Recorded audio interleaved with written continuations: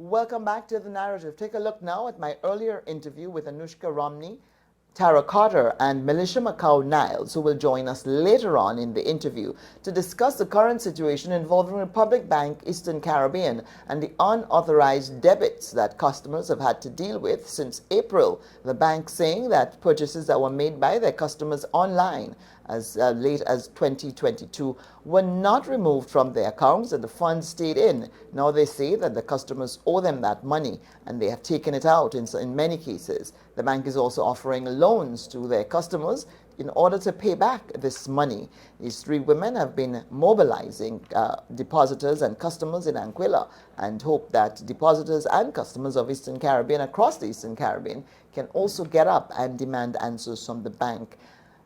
Take a look. I'm being joined now on The Narrative by three women in Anguilla: Anushka Romney, who is a businesswoman; Tara Carter, who is an attorney at law; and Militia Macau Niles, who is also a businesswoman. But they're also customers of Republic Bank. Ladies, welcome to the program. Thank you, Calistro. All right. So this has been going on for more than a month now. I got the first distressed phone call about a month ago, saying that Republic Bank is taking monies out of people's accounts that they're not authorized to do, and that it dates back to 2022. Let's start with Tara Carter, because your issue with the bank is also even deeper than just those unauthorized debits. You have been having a slew of other problems with them. Where are you now in terms of engaging Republic Bank on this problem, on this particular one, the unauthorized debits?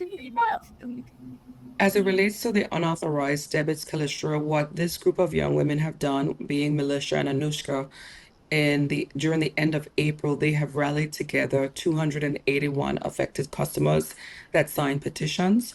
I think the number in Anguilla is about 460 persons, but a lot of those persons live overseas.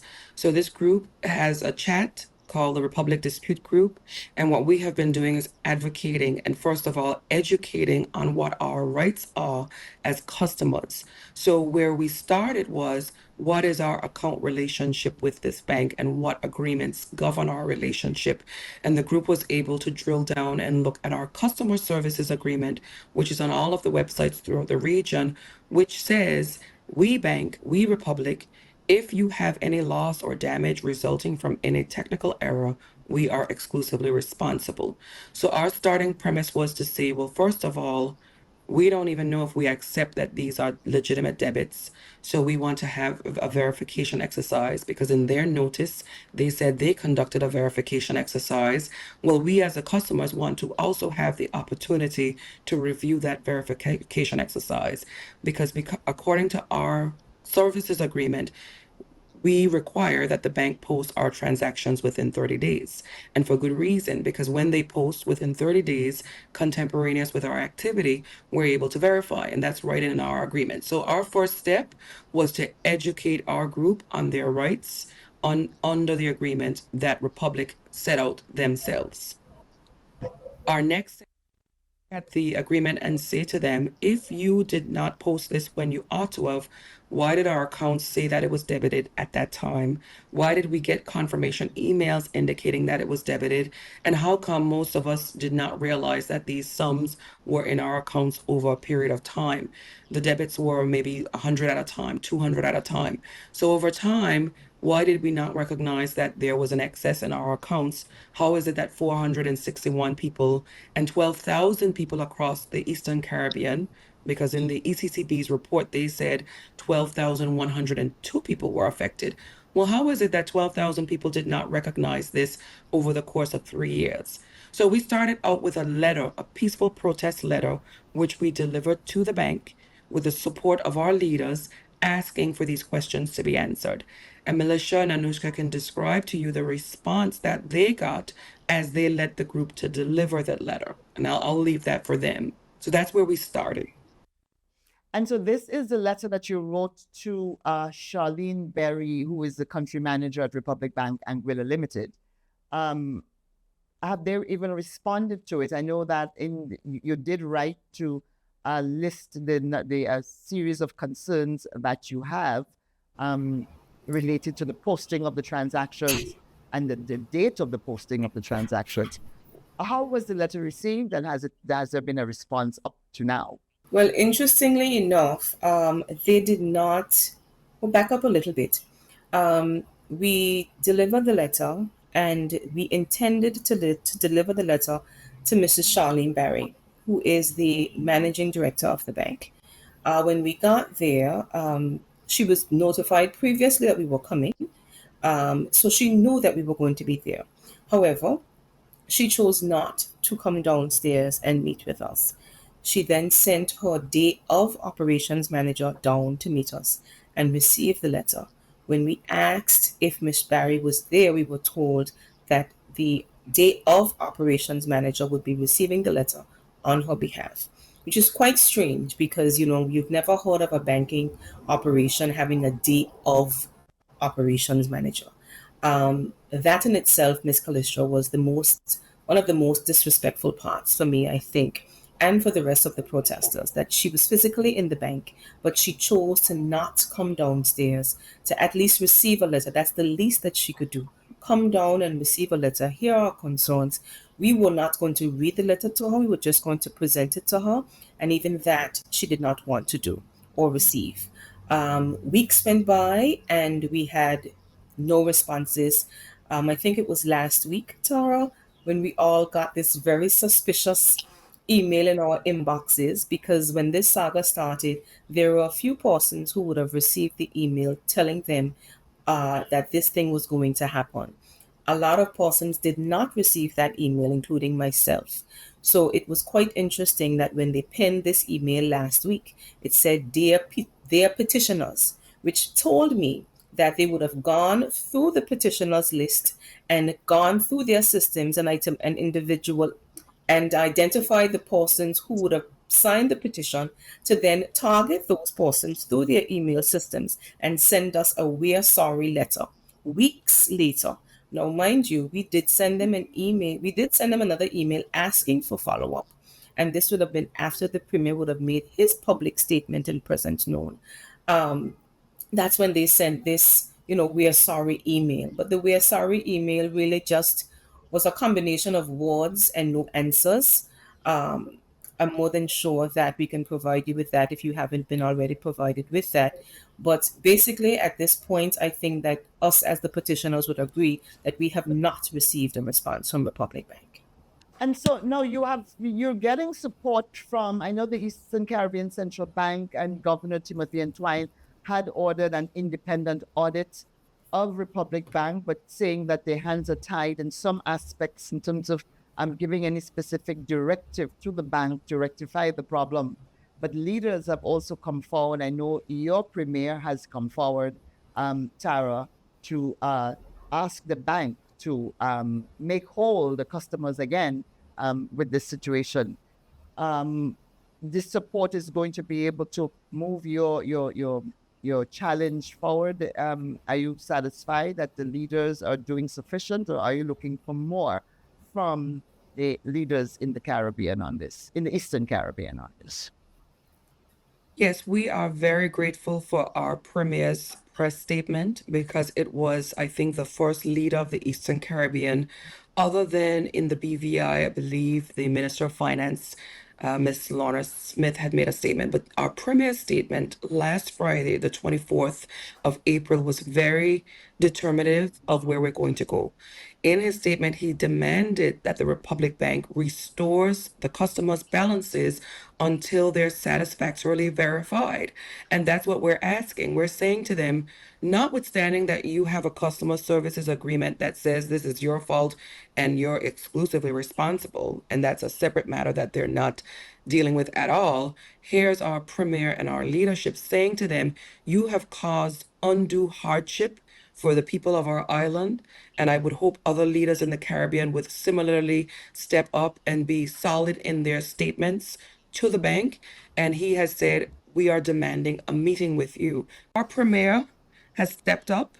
He has demanded that they restore account balances, and he's gone the step further to say to them that these balances or these supposed transactions need to be verified by the customers.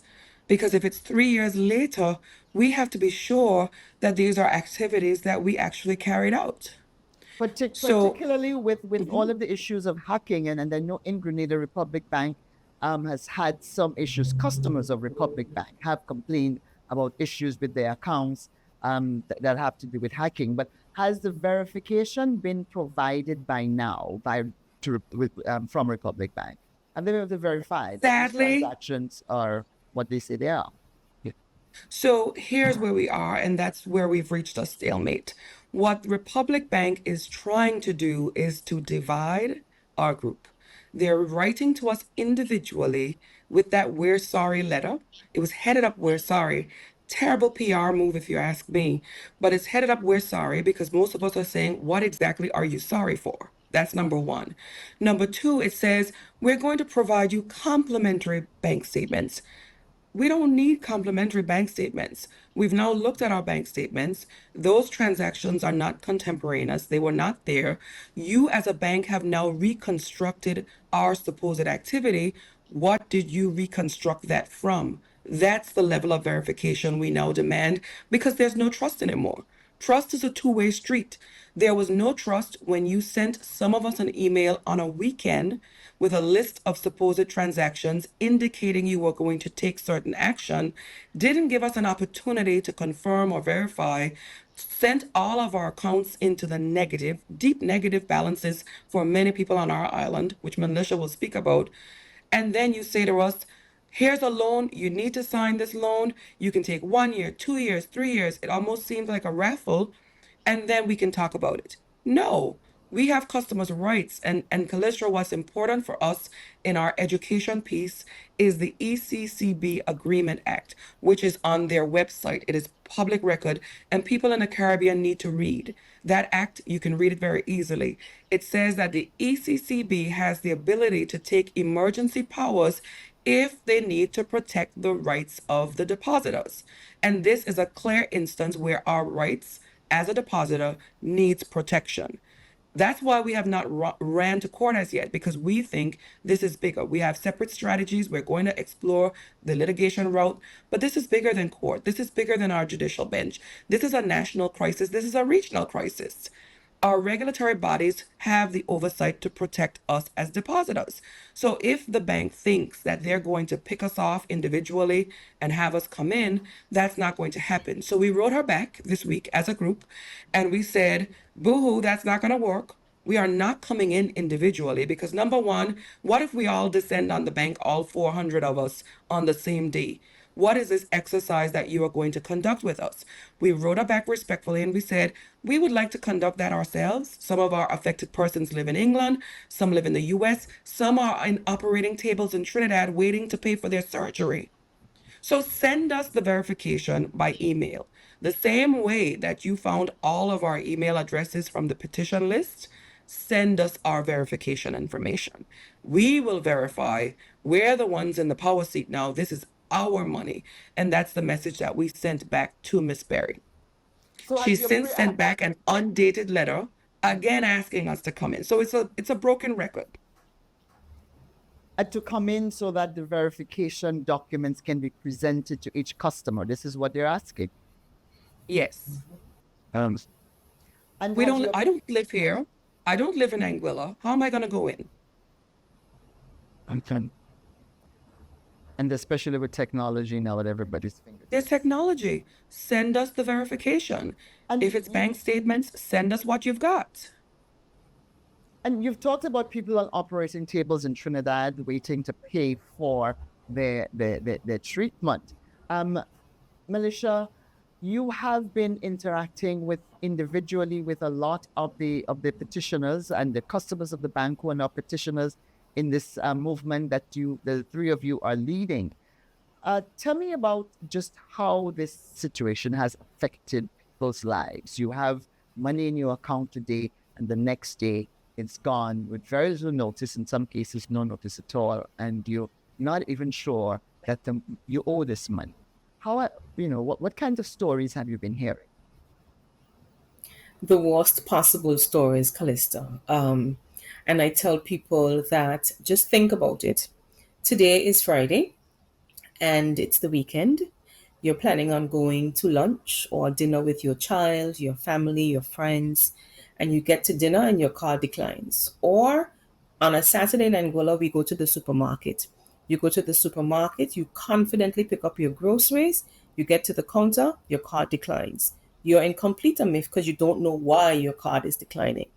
You go on the app to find out that you're in a deficit of over $10,000. Because honestly, I think the average amount that persons are out is over 2,500 dollars, I would say. Carl, Tara, you can tell me if you think the same. Based on the stories, I think the average amount is between 2,500 to 3,500. That's the average. Persons are in situations where they're in a deficit $2,000, $5,000, $10,000, $25,000. And these are regular people, Callista. You cannot expect that someone works hard for their money and you decide on a Saturday evening to send a cryptic email telling them that something is wrong with your system and they are going to be punished for it because they didn't have the wherewithal or the sense to do what they're supposed to do. Because as a bank, we trust you with our money. Because back in the day, our grandparents and our forebears, they store their money under their mattresses. It's come to the point where maybe that's where we go. Maybe that's where we go back to, because it's safe. You put your money in the bank because it's supposed to be safe. You have situations where we have a young lady who was pregnant, who I must say has now had her baby. What did she have, a boy or a girl? Pregnant. She had a boy, I believe. Oh, She came by to see, but I was not here. Another prince for the world. Another prince in the world. Yes. But she came to see me and she was distraught because she had a good job, within an organization. She was getting paid well. She was supposed to go on maternity leave in about 2 weeks, or she was supposed to have the baby in 2 weeks. Her entire pregnancy was difficult. And when she went to her bank account, she had $4 left. Can you imagine? And what she said to me is, you know, I stupidly said to her, it's going to be okay, don't think about it. Right? And when someone is going through something, you tend to want to say something that you think is going to make that person feel better. And I had to apologize to that young lady because she said to me, that's easy for you to say because you're not in my position. Great. So, it really hurt me that, her and I have a good relationship. And here I was thinking I was being helpful, but I really wasn't, because she rightfully said, it's not me anymore. It's me and the baby. I can't go to the hospital to have the baby because that's another $4,000 if I give a natural birth. If I don't give a natural birth, that's upwards of $6,000. That doesn't include complications or all of these other things. Then you have a young man who, and I've said this at our town hall meeting, where we don't give our young men enough credit for doing the right things. And we have a young man who got married, bought a house, has a baby, has a very good job. And all he's saying to us is he's out $6,000. What am I supposed to do? He literally said in the chat, he did everything that he was supposed to do. Okay. You understand, Callista? Like, these are the things that I don't think that Republic Bank understands. Because who sits down and thinks about charging 461 people in excess? It has to be more than $250,000 or $500,000 that was charged on the 29th of April. Because with the amounts that we've gathered thus far, I am confident that it's almost close to $1 million, which is what they would have done to be able to recoup whatever it is, whatever losses they claim that they have. But at the same time, that's just Anguilla, because here in Grenada, I know of 106. That's just I know Anguilla of now. 2,000. I know of another 6,000. I think there's another 10,000, and just specific people who have said to me, "This is what Republic Bank is asking me to pay back," and it's Cholesterol, happening up and down the island. Yeah, well, I wanted to jump in, Mel, to tell Calistro what really kicked us into gear to write. I started this hashtag protest with the pen because I think because I'm a lawyer, everybody thought I was going to run off to court. And I said, no, no, no, no, no, no. There's some things that you don't really need the judicial system to deal with, and this is one of them because this is national. And I said, we're going to protest with our pen. What kicked us into gear that night, Kalistra, was one lady came into the chat close to midnight, and it was an unassuming, she works in a hotel, and she sent a voice note. And she said, guys, I don't send voice notes, but I really have to send this one. My dad is in Trinidad. He's been waiting to do surgery. I'm in the minus, and I was the one that was supposed to be sending the money for his surgery. And just a point of reference, a lot of our Anguillan healthcare is taken care of in Trinidad. Our hospital refers out to Trinidad. So the irony of this same bank that sits on their laurels in Trinidad doesn't appreciate the human consequences of that decision. I took my laptop out and I said, guys, let's pen a letter. Let's pen our protest letter. And they've been so collaborative. We have teachers, we have doctors in the chat. We have from all professions, all walks of life, all nationalities. Because I said to them, whether you were born in Anguilla or not, we are all Anguillan residents and we're going to do this together. And we penned that letter just being inspired to help get some relief and some attention to the human aspect of it, which you correctly identified, Callistra. So it's almost as if the bank is not seeing the faces behind the numbers, you're only seeing the numbers. And you still, at this point, you still have no satisfactory answer, no explanation from the bank as to what this is all about really. Do you feel like you have an explanation from the bank up to this point? No. And I've been saying this from the beginning. Like, I don't know who would sit around a round table and decide to let's charge these 461 people. And in doing so, did no one in that room put their hand up and said, hey, this is going to have detrimental effect on people. Kalisha, there are people here whose accounts are in severe deficit and they're going to stay in the deficit. And the hardest part about this thing is your deficit is in deficit for $6,000. What that means, Callistra, is that you have to pay the bank $6,000 to bring your account to zero. That's what that means.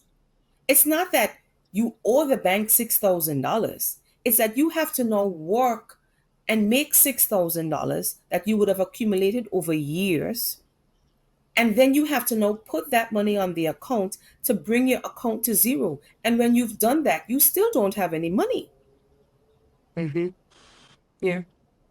And so have customers been closing their accounts with Republic, walking away from that? Absolutely. Oh yes. Absolutely. Yes. But let me tell you a really good story. At our town hall, a young lady's mom was closing her account. So when I say her, let's use the names Sarah and Jane. So Sarah is the child and Jane is the mom. So Jane went to close her account at Republic Bank. But because Sarah was a young child when she started working, because in Anguilla, we finished high school at 16 years old. So it means that you have to get a job at 16 and your parents have to sign for you to be able to open an account, right? So her mom, Jane, would have had to sign on Sarah's account to be able to open the account. Sarah's now a grown woman with a family, but Jane is closing her account because of the misfortune that's happening at Republic Bank. However, her account, her name is still tied to Sarah's account. So the bank says to Jane, in order for you to close your account, you have to absorb Sarah's deficit before you can close your account. So when I say that Republic Bank is operating in an inhumane, disrespectful manner, this is what we're speaking about. Because nobody in their right mind would inconvenience someone else monetarily like they are doing. We've been saying that these are human decisions because the human decisions had to have stopped the automatic payments. The human decisions had to have given the okay to be able to make this decision. The human decisions had to be the persons to hit send on that email. And those human decisions rest with Miss Barry because her name is at the end of that letter. And she should be the one who who should be facing us. We're getting attention from all over the region, but we're not getting the attention from the one person who we're asking answers for or from. Well, she has asked us to come in, and I'm not sure what that format will be because the question I have for our group is, okay, group, should we oblige and all 281 of us go in? We went there for our protests. Maybe then But you didn't come out. Maybe then she wouldn't send the day operations manager, but she would come herself if you all show up. Do you get the sense that maybe they're hoping that you can come in individually so they can get you to sign on to these loans? Of course. Because I know they're offering the loans region-wide to all affected customers. They're offering these loans to the customers to pay I have off, two words to that. Yeah. Undue influence. There's a whole line of legal authority, Callistra, as it relates to banks' obligations to its customers. And I did forewarn them, and I said, there's a body of law that speaks about this. You cannot have lay people come in and sign these documents in this environment without them having the ability to take independent legal advice. And our group, we have pushed our heels deeper, and we have said to her, we're not coming in. We're not coming in individually. Either you're going to see us, all 281 of us, or you won't. So as of yesterday, she sent an undated letter for the first time to the group via our emails. And in that letter, she says, we've been helping everyone. We've been working out with people, even some in your group. That was suggestive of certain motive. And we still want you all to come in. We value you. And I mean, the message to Ms. Berry is, we don't value the relationship we have with you anymore. We have been closing our accounts en masse, and I think she can see that from the records. And we're not going to accept any individual plans. What we are heartened by, Ms. Callistra, is that yesterday our premier, we wrote him a letter in the morning. We copied it to Ms. Berry, we copied it to the ECCB, and we said, thank you for your press statement, but we now need updates. What has been the outcome? What demands have you made? Give us a status report. And by 2:14 in the afternoon, our premier did write us back as a group, and he reported back that they have met with cabinet and the head office representatives for Republic EC Limited. He's reported back that he has expressed his position on the matter, and he has required a written response from them, and he will report back to us on resolutions.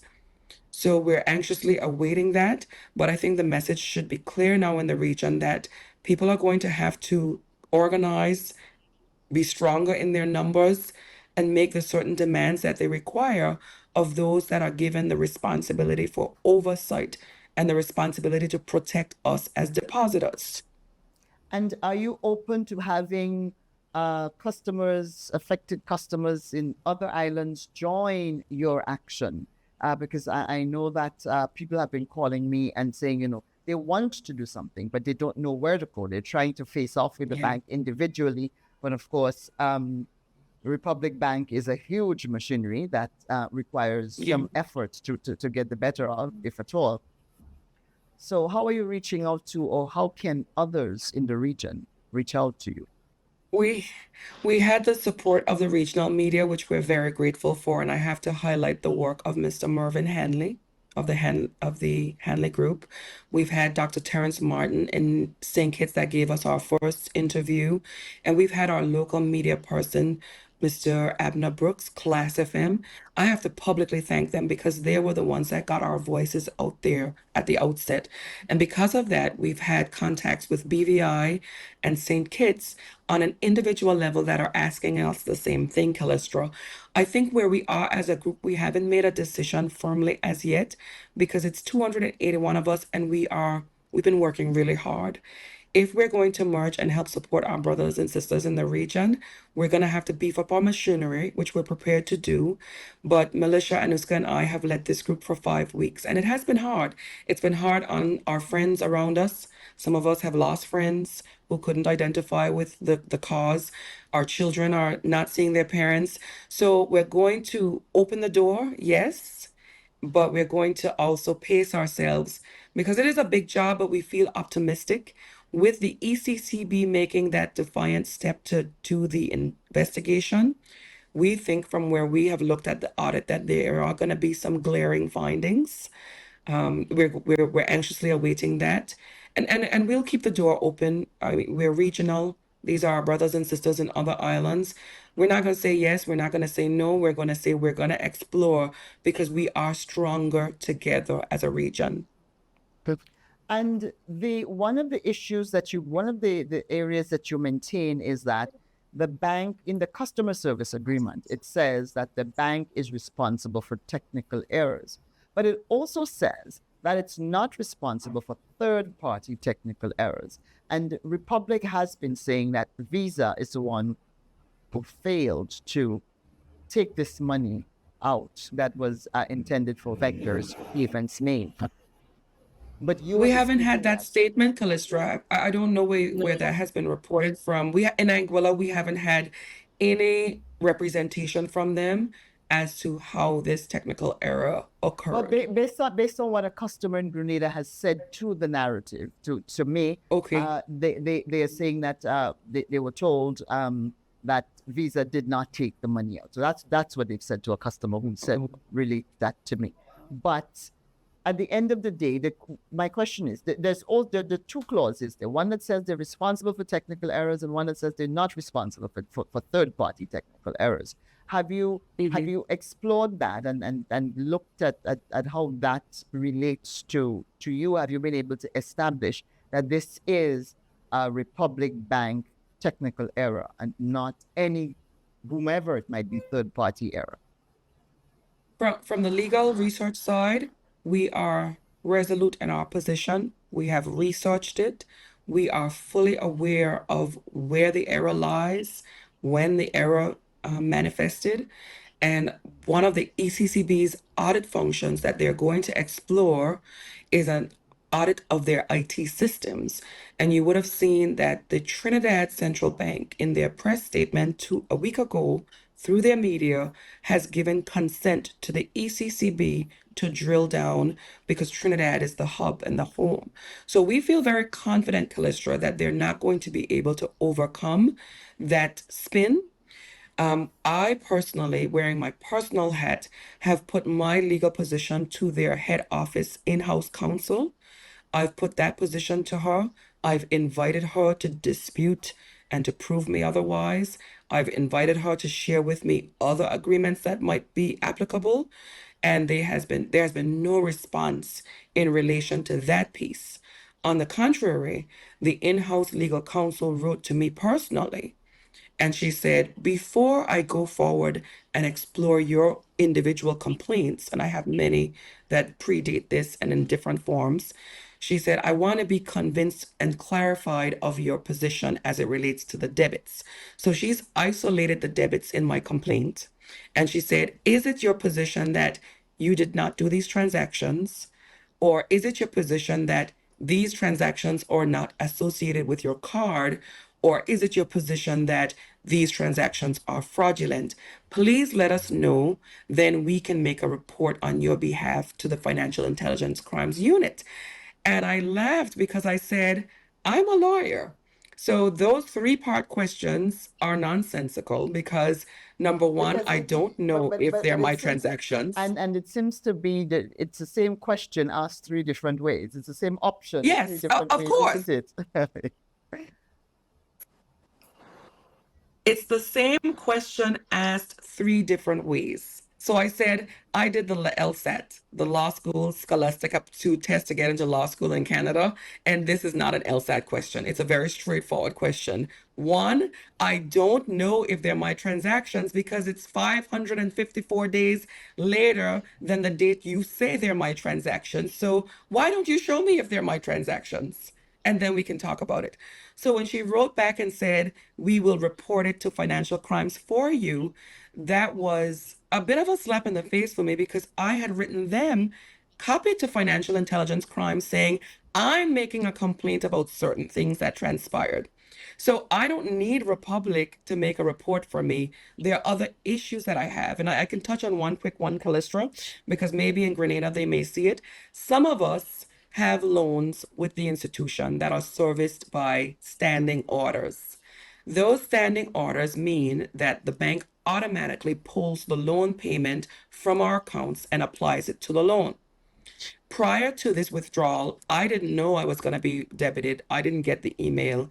I was off island and I realized that my loan was not paid on the 28th.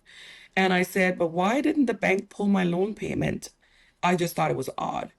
On the 30th, I logged in and there were about 10 charges, which ate that money up into those charges and did not apply it to my loan. So, as a separate small piece of the matter, I said to them, let's assume these debits didn't happen. Let's assume we were in ordinary business. I would have come into the bank and asked, who didn't pay my loan? Why didn't the system pull it? I've asked for 5 weeks. It was only $700. And it's a cash secured loan by much more than I owed them. So I said, but why didn't you apply my payment? Who stopped the button? As Militia said, whose human decision stopped the button? Mhm. Whose human decision stopped the button not to pay my loan? I can't get an answer. So that's something I reported to financial crimes because I said that part, I didn't give consent to stop my loan from being paid. If you've taken my money, we can figure that out later. But surely you ought to have had my loan paid in advance of this withdrawal because that's my agreement with the bank. So did they, are you saying they delayed applying funds onto your loan payment in order to make the money available to cover these unauthorized debits that's happening now with customers across the Yes, ma'am. Yes, ma'am. And though We're in my a sum was deficit. only $700, I can't imagine people with mortgage payments of thousands. So there is a subset of customers that need to drill down and look at it. If they were customers that had standing orders and the money was there to service their loan in advance, that loan should have been serviced. Somebody then saw my name on the list. I'm presuming I'm role playing and I'm saying, I guess somebody saw my name on the list and knew that I was going to be debited on midnight on the 29th. So they did not allow the system to pull a $700 payment. And was your $700 payment due before that period? It was Was it an due on the earlier date of 28th. pay on the 28th? It's always withdrawn on the 28th. So I've written that to them. I've asked Manager Berry to look into it, and she will not tell me what that is. So I've turned that over to financial investigation because that officer who decided to stop the computer from taking that payment, which has been coming out for 2 years, that officer is liable to me. They need to tell me why they stopped my payments. I'm on with Anushka Romney, Militia McCall-Niles, and Tara Carter. Well, Anushka Romney joins us later on in the interview, but on with me now, Tara Carter and Militia McCall-Niles, and we are discussing the unauthorized debits by Republic Bank Eastern Caribbean into their customers' accounts since April, putting customers in a difficult position, having funds, unexpected debits from their accounts because of purchases that they made 3 years ago. More when we come back.